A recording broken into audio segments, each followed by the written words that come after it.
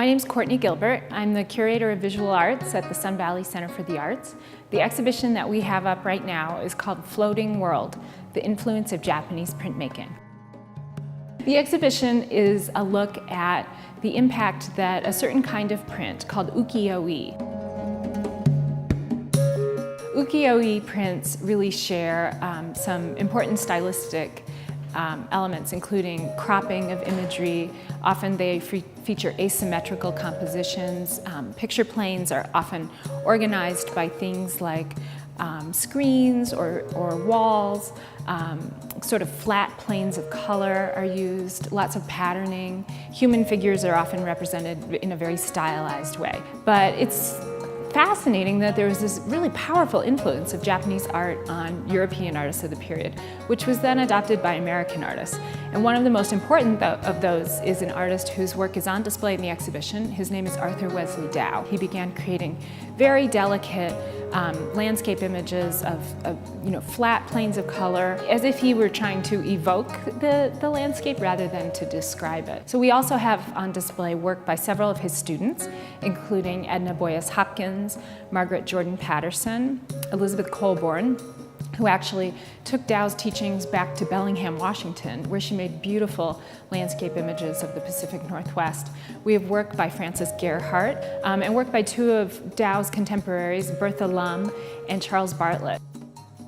We're really thrilled to have three prints by Helen Frankenthaler. In the 1970s, she became fascinated by the process of woodcut printing, and particularly Japanese woodblock printing. Two of the prints we have are from a series of 6 she made called Tales of Genji, and she took the title from a famous tale of romance, Japanese tale of romance. There's a very delicate calligraphic quality to the line and the way that she applies color in these really beautiful, very spare woodcut prints. We also have woodblock prints made by a number of contemporary artists who are interested in kind of reinterpreting Japanese printmaking to represent landscape. Christina Hagman, who created 36 views of Mount Rainier, and she made the series kind of in homage to the famous Japanese printmaker Hokusai, who in the 1840s made 36 views of Mount Fuji.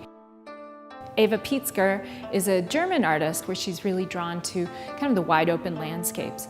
And we have on display 5 delicately made, just beautiful woodcut prints that she made after taking a road trip through Washington State. So they show scenes from the coast as well as scenes from central Washington.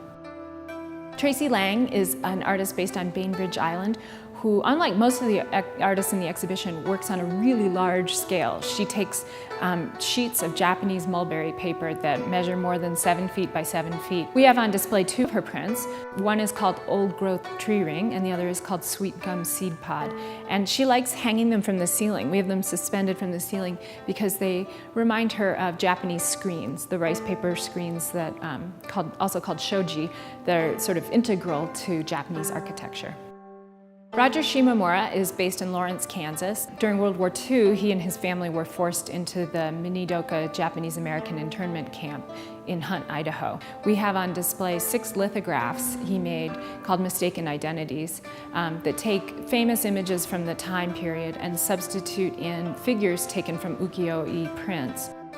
Annie Bissett is a printmaker who lives in Northampton, Massachusetts, and she's actually a descendant of one of the families that came over on the Mayflower, and she's made a body of work exploring the Pilgrim's experience through woodcuts that draw really heavily on the Japanese ukiyo-e tradition. We also have a selection of prints by a young printmaker named Ellen Heck, who is based in the San Francisco Bay Area. And Heck's connection to Japanese printmaking actually runs through Mary Cassatt, the famous American impressionist, who herself was a huge fan of ukiyo-e prints and made a body of work inspired by Japanese prints.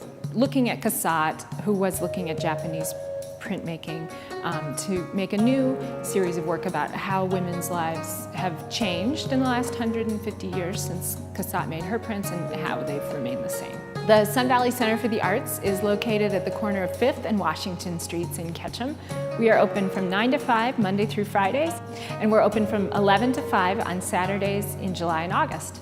So I hope you'll come in and see the exhibition. Admission is always free and open to the public.